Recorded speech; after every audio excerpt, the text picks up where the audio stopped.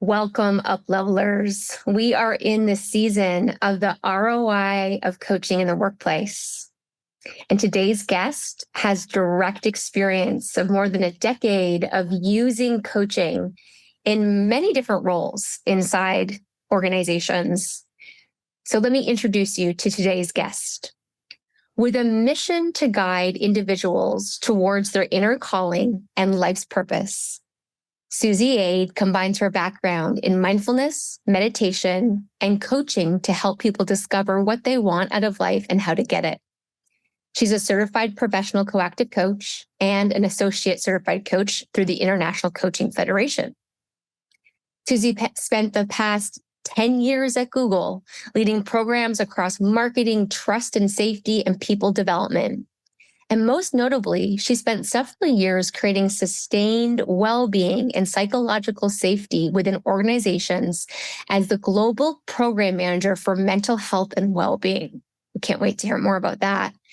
And during her time at the company, she coached hundreds of employees on reaching the next level or pivoting into a new career. In September of 2023, she left Google to pursue her coaching career practice full-time. Susie lives in Atlanta, Georgia with her husband and her 1-year-old daughter. She enjoys running, reading about the mystics and spirituality, and traveling the world with her loved ones. Welcome to the UpLevel Podcast, Susie. Woohoo! You're here. So happy to be here. So glad that you said yes. And I was just telling you before we hit record, you were one of the first people that told me that you listened to the UpLevel podcast, and that was a milestone moment for me and Rachel, the creators behind this. So just really appreciating the support and the feedback that you've provided us along the way. You're welcome. It's really good content, and you bring in a diverse set of speakers. So it's like always something new to look forward to. Well, and one of the reasons why I invited you specifically is because you have really got an interesting experience around coaching inside the workplace as a people manager, using these skills and this way of being, as well as doing internal coaching inside of one of the world's leading organizations. So we're going to have you help us break this down. So let's just get a little bit of your background. How did coaching find you? How did you find coaching? Yeah, so I think like most coaches, it finds you, right?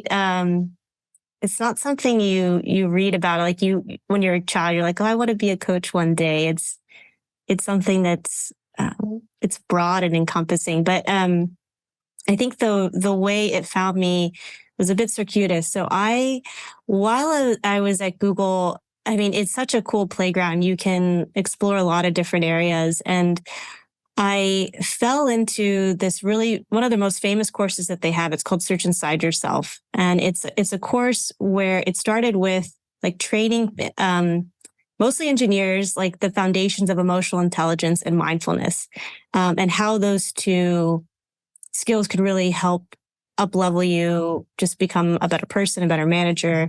And it's a 2-day course, and you go very deep into who you are, how you want to be in this world, and then how to use your mind and awareness and your gift of attention to really focus on the things that you want.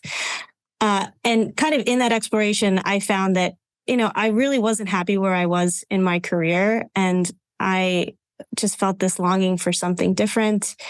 And in that process, someone that I was talking to at that course recommended working with a coach. I didn't know what that was at the time, but Google offered a benefit where you could work with a coach through BetterUp or through a company called Lyra. So reached out to a coach through that service. And then it was pretty transformational. I think it's the first time where I got to talk to someone and they like repeated back to me just the terrible things I was saying to myself, the limiting beliefs that I had and how that was impacting the way I was showing up, how that was impacting the way I was working in this world. And kind of in a roundabout way, I ended up taking a 3-month sabbatical, traveled the world to harvest wine, but also just felt this re-energized, how to describe it, like re-energizing part of me that just made me feel more equipped to take control of my career. I changed it to something else. I moved locations. It was just like a reset for me. But all along the way, like this was a really pivotal moment for me. And I think later down the road, I was like, okay, this coaching really worked. How did it work? So I was like, I want to understand it. So in talking to some of my friends, I heard about the school called Coactive, and I signed up for the fundamentals course. And as I'm in this fundamentals course, I'm realizing that it really pulls on all the skills that I just naturally feel like I have, just mindfulness, active listening, being with someone. And I just kind of felt like it just pulled on all those skills, and I just kept kind of going with it. I mean, it's just this like unraveling that happens, and you find like there's a profession for people that want to help someone, want to listen to them, and want to help them fulfill their full potential. That is like the coolest job in the world. So I got certified and then just started working internally at the company through our internal coaching program while I was working full time. And then it just had legs from there. And now I'm like several years later, focusing on my own coaching business. So I quit Google back in September, and now I'm on to this new chapter.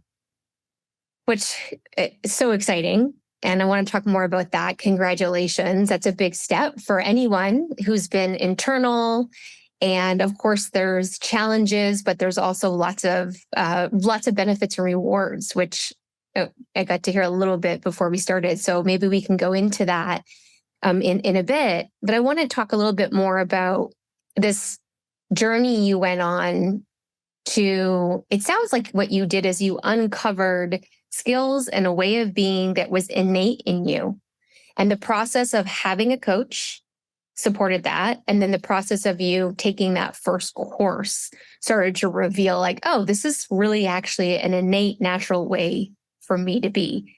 Is that an accurate playback of your experience? Yeah, definitely. Yeah. And how would you define coaching? Yeah, I know like the International Coaching Federation defines it as, a coachee and a client like working together, in a thought-provoking way to like unlock their full potential. And I think there's a lot of different flavors of coaching, and how I describe it to my potential clients is using just different coaching tools like active listening, repeating back, exploring different perspectives. I help you understand what you really want and how to get that. And I am under the firm belief that all the answers lie within each one of us. I don't have to be an expert in your life, your industry, any of that to really help you figure out how to navigate the inevitable roadblocks and challenges that you face. And I really think coaching is so pivotal because, especially in my case, it comes at a time where like you're at this inflection point. And I think on your own, you realize that our natural tendency is just to choose the default path, choose something that's comfortable, something that's secure and known. And a coach really comes in there to shake it up and help you realize like, this is actually what I want. And in order to get there, I don't have to do it alone. I don't have to just keep getting in my own way. They help remove that part of you that's just helping you, that's keeping you stuck where you are. So that's what coaching means to me. Well, then let's put it in the context of being a manager of others, a manager of people. As you started to receive coaching and then you started to develop your coaching capability, how did it impact and influence the people you were leading and managing? Yeah, in every possible way. Coaching gives you, and this is why I think it's not just for everyone. And that's why at Google, they're offering these coaching fundamentals classes to managers primarily, but also anyone that wants to be a coach within our system. It gives you these tools of I'd say at the core of it is just listening and being with someone. And when you think about like, how do you run a team? How do you run an organization? It's like, it's just made up of people. And I think you can solve any problem if you really understand the human being, what they're going through, and remove yourself from that. So I think one of the coolest things that I learned within coaching training was like the levels of listening. So there's level 1, which oftentimes we're just, as someone's talking, I'm just thinking, what am I going to say next? How can I use you to get what I'm trying to get out of this conversation? How do I come off as knowledgeable, direct, all these things, and not really listening to the person or seeing the person in front of you. Then the level 2 is just like, I'm with you. I'm only hearing what you have to say. I'm like completely engulfed in what you're coming with. My person is dissolved. And then the level 3 is just that part of you that's like, what is not being said here? What is my intuition? What does my gut have to say about this conversation? And that's where it gets really exciting, the level 3. But I think even as a manager, as a leader, being in that level 2, it unlocks so much of what's really going on within the business. And knowing that a lot of things can be solved at the smallest levels, the people who are on the front line. And I think the leaders that I always admired the most, the ones that I tried to be just like, were the ones who made you feel heard and understood and actually did something about the things that people were bringing up and not just shy away from them. So it sounds like learning to listen more deeply and also to pull in your intuitive self, your intuition. The impact is that it had people feel seen, heard, and you were able to really serve them in a direct way, whether it was maybe something to do with their own development and or a challenge they're having on the project or in a relationship on their team. And so like when we try to like create a business case around that, in your experience, what would you articulate is the business case? The business case, so at Google, it's kind of evolved now, but we have a survey called Google Geist, which it evaluates someone on almost every possible level, like how they feel about the company, how they feel toward their leaders, how happy they are, how long they're going to stay. And so much of this, I think, can be pinpointed to how their direct manager, their manager's manager, and, the VP makes them feel. And it's very hard to make them feel seen, many levels removed, but there are leaders that can do that. And I think when they're able to, show up as their most authentic self, people want to stay and want to work for that person. And oftentimes at Google and like a lot of tech companies, the thing I was going to say was that people are just like, they're just there to solve problems. Like they get so analytical. They don't know what the right hand and the left hand are doing. Like they forget that like there's another human being on this like pixeled screen that's got a heart and a soul and a mind and ambitions. And they just want to like use them. And then I think that's what leads to people burning out and quitting. And so to get to your question about what's the business case, I think there's just such a strong correlation of people staying and retaining that talent, because we know how expensive that is to lose someone that you spent so much money recruiting and training and trying to get them on board into the company, then just like letting so many of them fall to the wayside, which is what I saw during the pandemic. I mean, I coached hundreds of people that just felt completely unseen and have suffered from major bouts of imposter syndrome. And you could tell the leaders were just so concerned with their own issues that they didn't even see what was really like in front of them, right under their noses. I mean, this is a big reason why we're doing this season, is because of the past 4 years, we know that the role of people manager has shifted so much. And pre-pandemic years, you could get by as a manager of others and not necessarily have a coaching competency. But we don't think it's possible anymore. In order to not just survive these times, but to reconcile some kind of thriving environment where people aren't burning out, like you said, where the results are being achieved in a sustainable way, we believe people managers need to have those deep listening skills that you spoke about, an ability to be curious and ask questions, to witness others, to acknowledge who they're being, not just give them feedback on the work that they're doing. And so your story is really highlighting that. And I'm wondering if you can share a specific story of where you use these skills to support a direct report, unlock something, and or find a new perspective when they were stuck, so that we can continue to unpack the ROI of coaching. Yeah. Well, there's been a lot of transformation, but the first thing that kind of comes to mind though was all of the people that I was coaching during the heart of the pandemic. So I was what they call like a noogler coach. So noogler was people who are new to the company. And Google hired, I think, more people than they ever had during the pandemic. It just kind of naturally came during that year. And you can imagine onboarding onto a company where like we're still figuring out how to do it digitally. There's no one to greet you. There's no one to ask questions from, like in a just on the cuff kind of way. And so the people I was coaching would just come to me and they would be so scared to say anything on these conference calls, or they would just fear like, well, what if I tell my manager, I really don't know what's going on or how to do my job, how to even log in and, use some of like the basic tools. They were so scared of losing their job over just very basic questions. And through coaching, you kind of unlock like, okay, what is this belief that you have of yourself? And oftentimes it was like, I'm stupid. I shouldn't have been hired here. People are going to find out that I was a mistake. These like textbook thoughts that come up when someone really carries that imposter syndrome.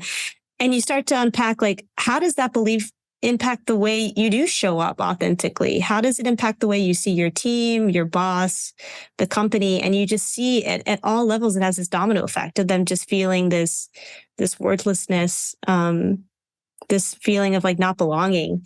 And then as you start to see that, like that play out, it's very clear, like, oh, I don't want to live like this. I mean, I'm working at this company. I'm giving most of my life, my best years to this. Like I worked so hard to get here. Like, why would I carry that belief with me? And so together we started to rewrite that. It's like, what is the story you want to carry? What's the story that will make you feel empowered to speak up? And give all of yourself. And what can we pull from the past, from internships or other jobs that you've had where you really felt like you were on and you were contributing and you were the best version of yourself? And like, how do we tap into that? And it was just amazing, the transformation that people would have after just maybe a couple of sessions of coaching. And then they just started to feel like they really could navigate just the craziness of that time. Well, in this concept and the coactive model, we call it the saboteur. I call it head trash, and you've talked about it. It's these self-limiting statements that we all have as human beings, and especially during times of high stress, uncertainty, chaos, crises. Right? We've just had crisis after crisis to navigate, and so it makes sense that part of the brain would be loud during these times. So to hear you as a coach, you were really helping people first identify, hey, this is a part of your brain that you can actually harness. Because I know for me, when I first learned that, I was blown away. And this was, going back 20 years ago. I didn't know that there was a distinction between, let's just call it my higher self or my healthier self, and then the part of me that might try to sabotage or get in my own way. So that process, that very, very, it's a very specific and intimate process that the coach and the coachee go through, is so liberating. And is for an organization to invest in supporting leaders to go through a process like that, like you said, it's going to lead to healthier, more engaged people. It's going to lead to lower turnover rates because of that. And it's going to lead to higher levels of engaged productivity, a productivity that's sustainable because it's going to be coming from a more authentic place versus the imposter syndrome or the saboteur. So yay to that, Susie. You're like the saboteur warrior going into Google during the past 4 years. Yes, getting that. And it's such an important part of coaching, that using that specific tool and doing that work. What are some tips you have for maybe newer coaches listening or people managers who might be able to start to integrate this into their leading of others? How would you bring that tool in? Yeah, I think it's especially like so we have one-on-ones with our reports, and I think it's even in like sometimes they bring a problem or something that they're dealing with. And rather than just going quick to like, let's solve the problem, I think there's just a very simple question you can ask of, like what's the story you're telling yourself about the situation or this problem? And usually you find like there's so much there, right? It's just like, oh, well, this person clearly doesn't like to work with me and that's why I can't get this done. Or, everybody is out to get me and, no one wants to help me achieve my own goals. And then like you see, okay, that's it. Then it's just like, let's just keep unpacking it. Let's look at like, what's really true in this situation? Like what actually is the reality of what's happening? What facts do you have to support that? And then it just starts to kind of unravel a little bit. And then, I think that's kind of solving just like, what's the record that's playing in the background. And then kind of once you get past that, then you can go to, okay, well, what are the blockers for the problem that you have? Or like, where can I actually help you tangibly? And that's like where a manager can step in and offer some of, their more mentorship advice. But I think jumping right to that, you're not equipping the person to solve it for themselves and really feel resourceful in their own way. And that's where I think the real learning happens. But it's just in asking that very simple question of what's the story here, and diving in a little deeper. It's beautiful. So if I'm a people manager and listening to this, and I know that I need to develop these skills because times have shifted, and this is what really, in order to be a successful people manager, is going to help me and my team. But I'm hesitant. I'm hesitant because perhaps this feels too personal to ask a question like you just suggested, or to suggest to someone that sounds like imposter syndrome. What's your guidance to that specific individual? Yeah, well, I'd say like that hesitancy may also be coming from a place of like, do you actually know this person? I think that often managers really overlook like the fact that you have to start to build rapport. You have to show some vulnerability about your own self. Like at all levels of the company, every manager, even if you're obviously if you're Sundar, you're the CEO, you are beholden to shareholders. And it just never stops. So I think showing your vulnerability to your direct report, building that rapport is going to help you get that basis to open the door. That being said, I think it's always important to ask for consent for these types of things, or also saying, this is a safe space, and people can feel open to sharing and they don't have to share. What Google did too, because there's a lot in these situations right there, because the managers is control of their performance reviews and things like that. Some people didn't feel like they had that psychological safety. So we offered coaching and other like third parties basically to come in and work with that person one-on-one. And then through kind of a designed alliance with the manager, they would then go back and kind of share some of the information that came out of those sessions. That's also another way to do it, is just to bring in a third party that can kind of help you, broker the situation. But if you are determined to do it yourself and you still feel that hesitancy, I'd say just start to get to know them on a deeper individual level. And then I think that opens up the door as to how far you can go or what they're really willing to share about themselves. Super helpful. We've noticed that in the trainings we're doing in different organizational clients, the consent piece is just so critical. And I think most of us have been on a journey over the past 4 years of really amplifying our sensitivities, right? So that we are creating psychological safety. We are creating spaces that feel safe for vulnerability, for bravery, and these types of conversations. And so I want to highlight that as another really important skill, especially for people managers who are starting to integrate these skills and concepts into their people management. Ask permission. Do I have your permission to explore that internal dialogue with you, as your partner in this? And that not only obviously can support the direct report and the coachee to feel more safe, but for you as the people manager and the coach, it gives you that confidence and that permission to use these skills and to show up more coach-like, which we want, right, Susie? We want for everyone. Yes, we do.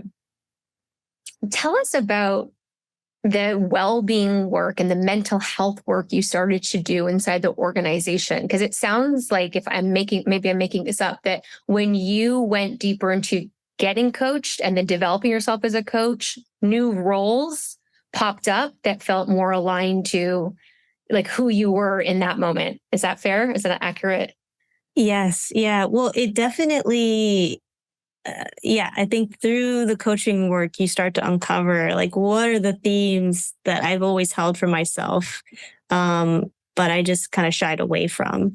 And so actually over time, I worked with that same coach, like in many pivotal moments, but the second time I worked with that coach, they helped me job craft the final role that I ended up having before I left, which was the global program manager for mental health and well-being. I never thought it was possible, but through a lot of persistence and kind of uncovering like what are the values and the things that I just always enjoyed, like it happened. And I will just say, like, a lot, especially at a bigger company, this isn't true of every company, but kind of just asking to help somebody that you're really interested in what they do, just say, I will do this for free in my spare hours. People will let you do a lot of crazy things, like even if you feel like unqualified for. So that's what I essentially did. I just reached out to our chief mental health advisor and I said, I want to support you in any way that I can. And I just over time started to prove that I could do the work. And she ended up hiring me. But in terms of kind of what that world looked like, this was kind of at the onset of COVID. So like there was so much focus on mental health and well-being because the whole veil was lifted. We realized that, mental health was like at the forefront. People were alone. People were experiencing immense amounts of grief, with no community to share that with. And this was a huge burden too. I mean, we were putting everything on our managers and our teams to kind of check in and figure out how their teammates were doing. And they didn't feel equipped, to even meet the need that was there. So our team kind of came in to set up a few programs that could just almost like stop the bleeding and just help equip. We primarily focus managers on, how to understand and recognize when there is signs of mental illness and what to do in those scenarios, because oftentimes people just don't know. They don't know the signs of it and they want to shy away from it because they may feel like, oh, this is way outside my realm. And oftentimes when it is outside your realm, but there are resources and there are places for you to direct somebody to that can really help them meet that need. So we launched a program that was called mental health first aid for managers, and they went through that.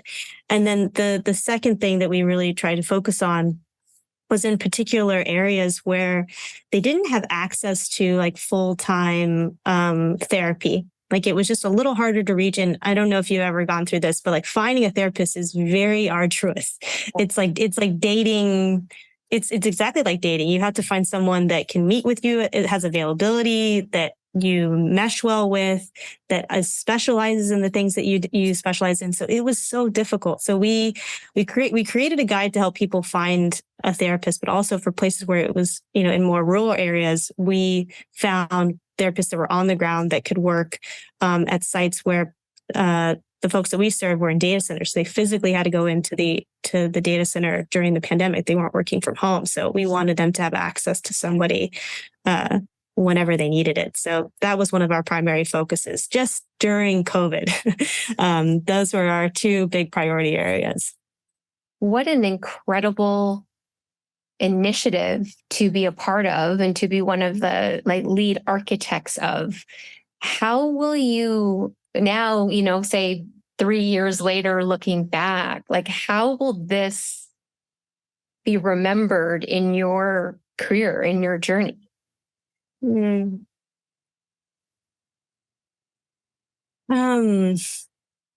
Wow. Never even thought about that question. I feel like it's going to be remembered by, it was the first time in my career, my 10-year career, where I really felt like my mission was to put people first. And I think actually this goes back to just the whole theme of what we're talking about, ROI. Mental health and well-being, it was very difficult for us to prove the ROI of what we were doing. I mean, you can show the increase of people seeking out therapy, taking advantage of our EAP services, but that's kind of a lagging indicator, right? When you're really meeting the need, but it's still squishy and it's nebulous. And the only way we really could get people to help us, VPs to support us, is they really had this as their own mission, was to support the mental health and well-being of their employees, knowing that it's very difficult to show the impact, but knowing that it's the right thing to do. So to answer your question of how I'll look back on this, it's just it was a time for me where I just felt so fueled and empowered because I knew I was really helping people, and it didn't matter if I could show how this was proving the bottom line. I knew that I was making a difference in people's lives through the work I was doing. And that once you get a taste for that, you realize that's it. That will fuel you no matter what you're doing. Yeah. And doing the right thing is the best business case often. Doing the right thing actually does lead to the best business results. We know that. And just on this same thread, because it's so cool that you had this opportunity and to bring your passion and your skills and your genius all together. What are some of the things that, say, people managers or leaders in organizations who are making decisions about bringing in mental health or designing mental health programs and coaching skills, trainings, etc.? What are some of the things they should be paying attention to? Like you said, you started to educate managers on what do you notice when there are mental health challenges being faced? Mm-hmm. Yeah, I think at the leadership level, one really good indicator is actually looking at the people who are taking mental health leave. Because I think that that's a really good sign. One, I'm so grateful we have that and that people should be taking advantage of it. But if that's the case, there are probably things that could have been done upstream to really support that individual before they had to get to that point. And as best as you can, really exploring that. What was their journey like? What was it about either the toxicity on the team or maybe something personally that they were going through that maybe they could have helped meet that need before it got to that point where they just felt like they had to take an extended amount of leave. And talking to that person one-on-one. The other thing I think leaders can do is just educating themselves about the EAP services and what they offer, and actually exploring that yourself, like really putting your time and energy into working on yourself, getting therapy, or if you don't need therapy because you don't have a severe or just even a minor mental illness, working with a coach. And we partnered really closely with Lyra, who you would go through an automated system, and depending on what you described in this just quick little poll, it either presented a coach, a well-being coach, or a therapist that could work with you on CBT or something else, some other interventions. So I would recommend leaders just to really experience what that is like and to work on themselves. And then that then gives you the perspective of what people are actually experiencing, what they're dealing with, and then to allow yourself to grow and to focus on your own mental health journey, because it is a forever journey. There's no destination. We're just constantly improving ourselves, progressing towards the best version of ourselves. And it's something we never arrive at. But we really need to lean on other people in order to help us get to that place. And I think a leader has to be able to experience that firsthand in order for them to really meet the need for the people that are working with them.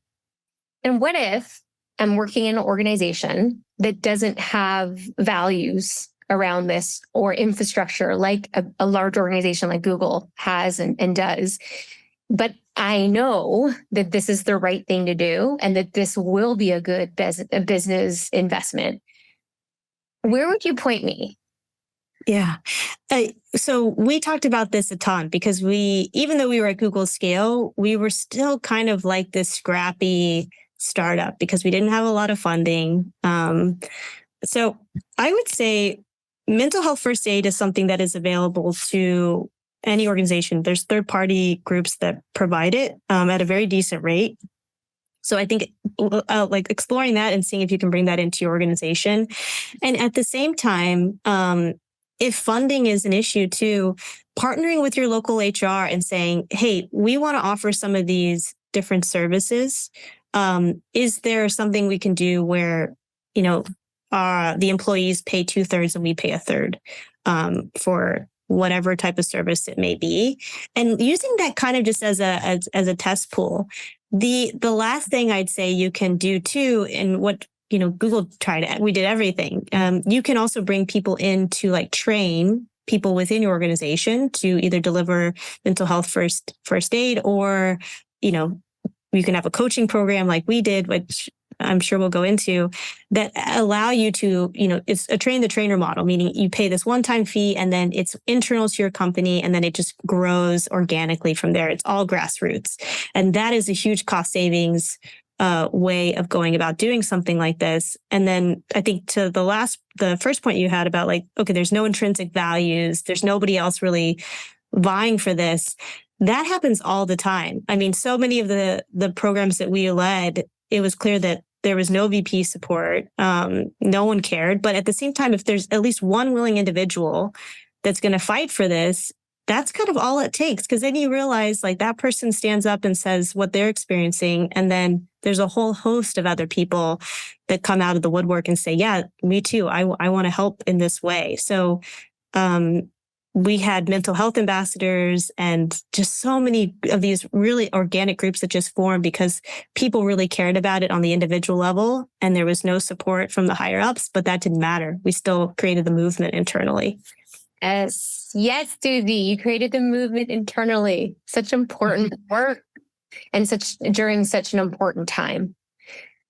Let's talk about that. How does training people managers and coaching skills impact what we're talking about? Support mental health and well-being of employees, because that's maybe a more accessible path to folks. It's like, okay, these are people management skills. I'm going to invest in, maybe it's just one team to start, or multiple heads from many different teams. But why is that a good place to look at and to potentially start really helping up-level the well-being and mental health of your teams? How does coaching training for managers help increase the overall well-being of teams. Yeah. Well, I'd say starting with managers and maybe even managers of managers is a great place, because you just realize the scale and the reach that they have. Because if you start on the individual contributor level, that's just that's one person, but talking to someone who has mass influence, if you can impact them, there's a huge ripple effect, right, to everybody else that's within their orbit. So I think starting at that level is incredibly impactful. And then in terms of how coaching training impacts the overall well-being, it's so much of what we know about an employee's overall sentiment and retention and experience of the company is directly related to their experience of their manager and of their leadership. And if we know we can change and transform the way that they're being and how they show up, we know that the well-being on the whole is going to change. It's not going to happen overnight. It takes a while to settle, but it moves in that direction. And I really do think that, I worked for so long and I worked with managers that were awful, and it kind of self-select. They just didn't last, but the people that really could hone these coaching skills, they moved up, and they moved up quickly. And because people wanted to follow them and work with them because they felt like they belonged and that their skills were recognized and honored. And that's what coaching training does. So it does percolate into all aspects of the organization and up-leveling the overall well-being that's present. There's a great statement of the ROI of coaching in the workplace right there.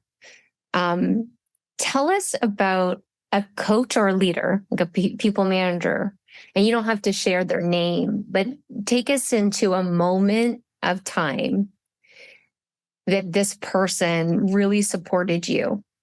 And if you'll just give us a little insight, like what was the context and what did they do or how were they showing up that supported you in your own growth and development?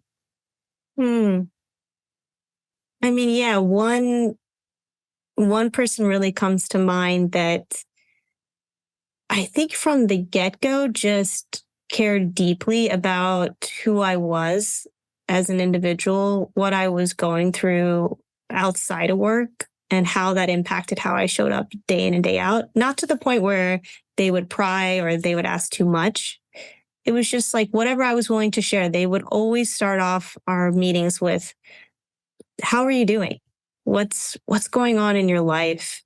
And then it was always from the vantage point of, how can I support you? And that made me feel like I was in the position of power and I could ask for help when I needed it, but also there was full trust and capability and that I was capable of doing my job, which I think giving that ownership and autonomy to someone, like we know for a fact that is one of the most important ways of what makes a really powerful leader, is not micromanaging, but giving full authority and then intervening when it's necessary, but allowing them to grow and to make mistakes and to do it their own way, make it their own. That's what this manager did for me.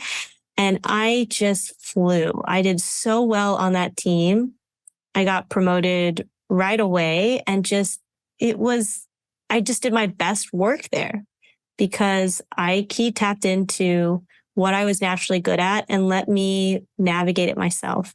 So I think that's someone that definitely comes to mind. And they were a natural coach because there was very little advice giving, if at all, only if I solicited it.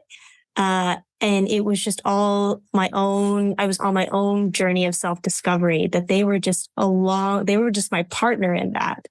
And yeah, it was very powerful. That's brilliant. And it's, some might say you can't train those. And there are some people that are just more naturally like that. Because what I'm hearing is the qualities of they're holding you, and this is a cornerstone of the coactive model. They're holding you naturally creative, resourceful, and whole. You've got the answers. There's nothing broken, nothing to be fixed.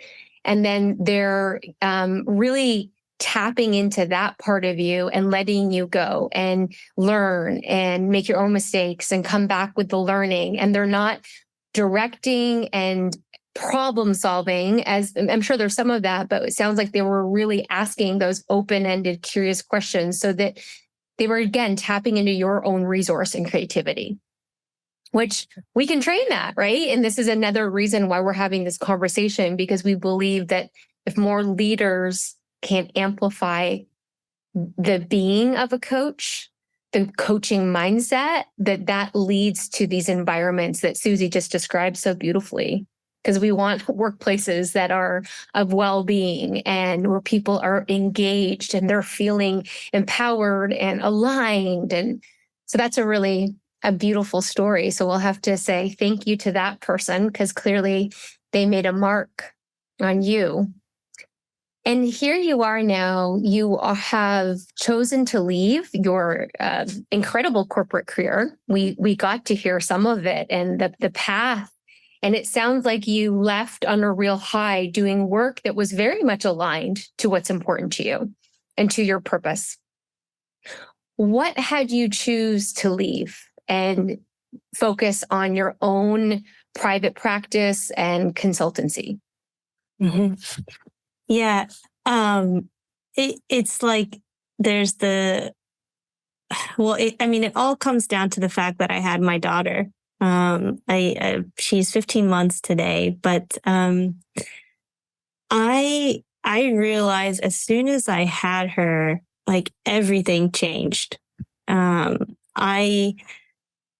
had a really awesome maternity leave, and then coming back, it just felt so foreign to me. Coming back to work, I was spending money to send her away to be taken care of by someone else. And in return, I'd come and do the work I was doing, which was okay. And yet it just felt okay, because it's like whatever I was doing in this work context, I really felt like if it were to exchange time with her, it had to be very purpose driven.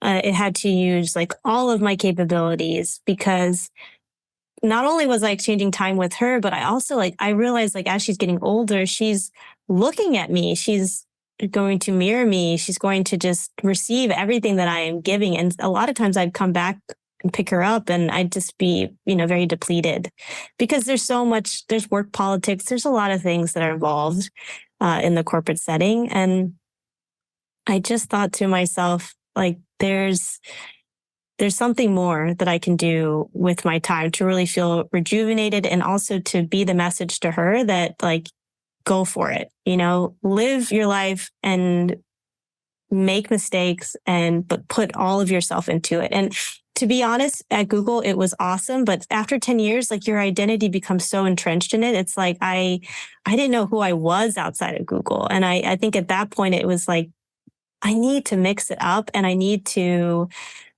be uncomfortable again. And doing my own practice, it was totally that. I knew I was really good at coaching, and I knew the reasons why I was staying was I was content. I loved the pay. I loved the benefits. I loved what Google provided me, but I was ready for something more, especially now that the stakes were so much higher of me, exchanging time to be away from her. So all that being said, I still work with the same coach and just kind of ironed out what are the things that are holding me back.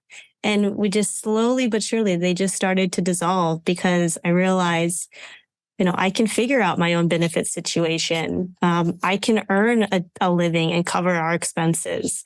And I can set my own hours and just feel so empowered to do and live the life I want to live, and be there for my daughter when I want to be there.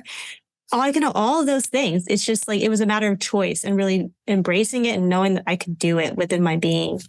And so it took a couple months, but it happened, and it feels so good to be on the other side and to actually work with people and help them navigate that same transition, because it really does take some time and a lot of courage. It definitely does. And congratulations to you for really doing the work, listening deeply, trusting. And I know you're on it. You're in that journey. So if there was to be a a bit of guidance you might give somebody who's considering something like this? Like one thing you might do differently and one thing you say, definitely like this helped and I recommend this. Mm. I think on the differently, it's, I told you this before we joined the call. Like I feel like I should have left the company maybe 3 years ago.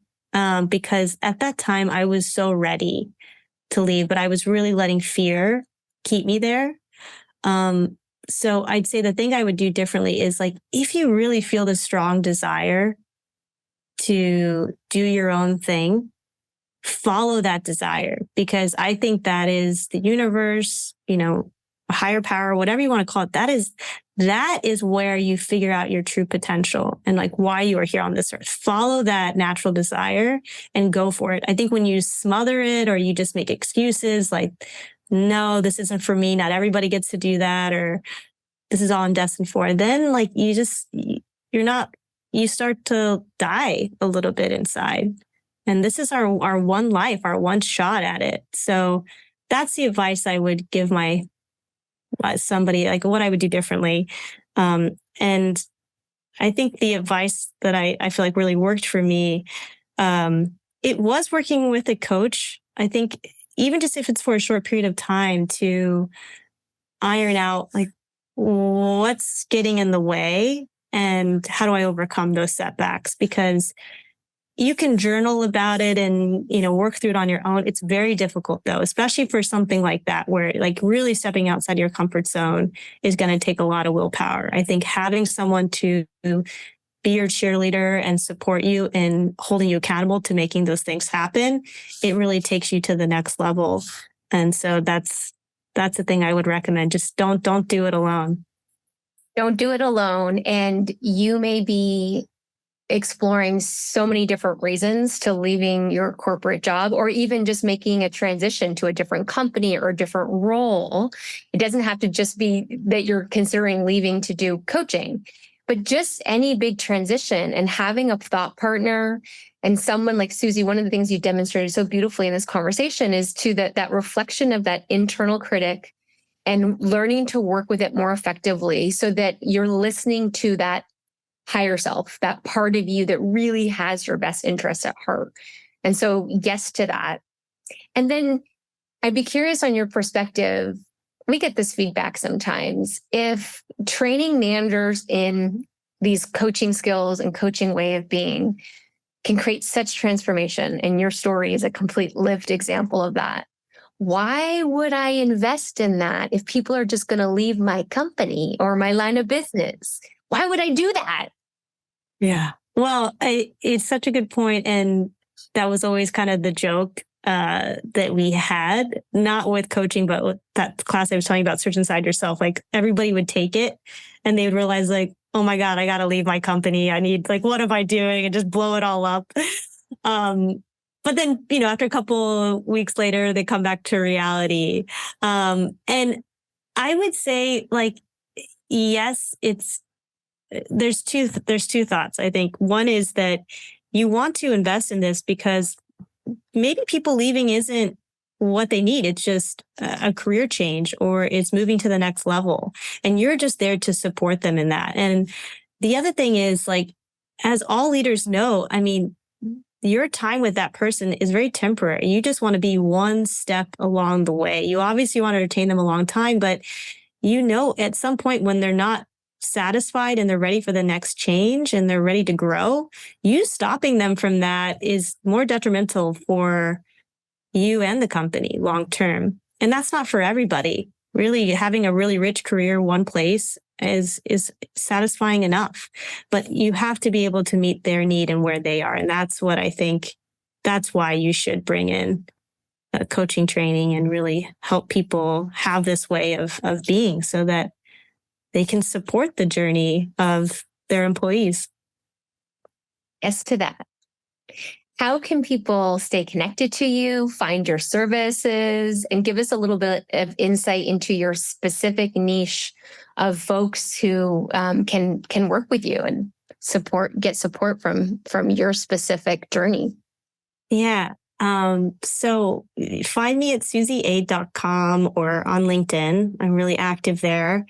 And my specific area is kind of my bread and butter. It's career coaching and life purpose coaching. So that's what I did over and over again. And I really like to work with people who are on that point. They want to make a transition. They don't know what it is quite yet. Whether it's something internal within their company or they want to make the leap into their own business. That's who I love to work with, and helping you figure out, like, how does that align with why you were put on this earth? I really feel like we all have that innate calling and purpose, and that it changes over time, but where it is now, you have to uncover that. And I love doing that with people. I really thrive off of it. And yeah, I'm taking clients. So anybody can reach out through my website, susieade.com. So you heard it here on the UpLevel Podcast. Susie is a lived example of the type of person that she's coaching and that's going through a similar tension, if you will, in their journey. And so just hearing your personal stories, Susie, you are so inspiring. And I'm so happy to call you a colleague. And I'm really grateful that you listened. You did the work to listen deeply to yourself. And I suspect this process will continue, and the different ways you live your purpose will have iterations, as your daughter grows and you grow. And I'm just grateful that we got this time with you now at this juncture. Super helpful for the ROI of coaching in the workplace and beyond. Thank you for being with us. Well, thank you so much for having me. It's been a blast.